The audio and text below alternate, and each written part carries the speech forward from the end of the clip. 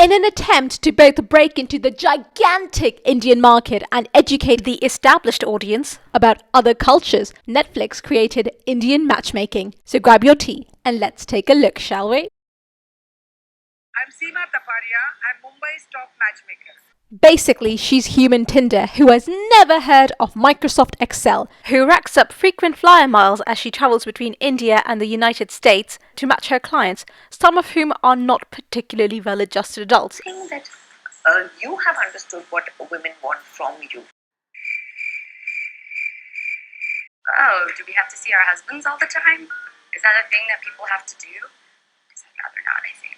My mom is literally what I want to be looking at, Yeah. Full disclosure, I went into this show with every intention of hating it because I thought it would emphasize cultural stereotypes. What is the reason you want to get married? Arey, wo to chhod do. They have to marry because parents have told them you marry. They want fair. So where do you see, 5 years, 10 years down the line yourself? I want to work, so I just want to be like a working woman. If she's busy with her work, who's going to take care of the kids and all? What you need is a nanny, not a chartered accountant. That's not all. There's another stereotype that rears its head. You see, us South Asians have a presumption of evil when it comes to mothers-in-law. In particular, the husband's mother is considered devil incarnate. While all the women of my mum's generation have tried really hard to shed that stereotype, in comes Preeti. See, you get married this year and they have a baby next year. So they are getting late because of you. You heard that right. She has a say in her eldest son's sex life. That might explain why Akshay's brother is the first person we see convincing him to get married. In 6 months we need to find out. That makes so much more sense now. But that's not the only way in which she's problematic.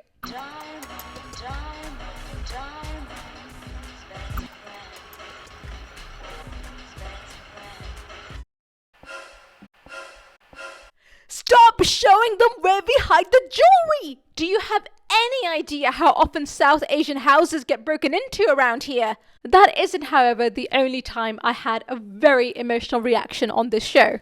I was very emotionally invested in Nadia finding a happily ever after. And it went something like this. Here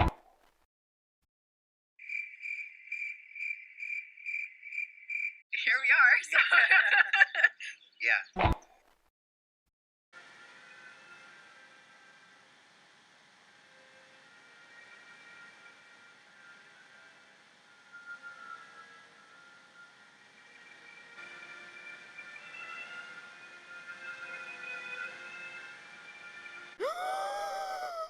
How dare I you? bought a bouquet of flowers, a box of chocolates.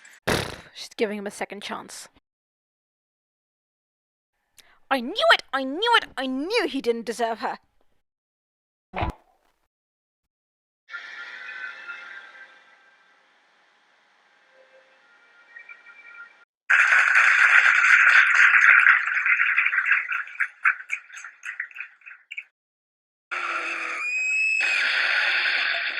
That's right, no matches were made in the making of this matchmaking show. A rather important fact that the showmakers try to hide away by leaving things deliberately vague, and by the end of it, the show isn't even trying to hide the fact that the matchmaking isn't actually working. I was on an online dating app and he responded. We talked on the phone right away and we've talked on the phone every day since then. Spending time with myself is what I actually enjoyed. As each and every one of the matches fail, both on-screen and off-screen, the showmakers tried to distract us with some very wholesome When Harry Met Sally style intros. I liked him so.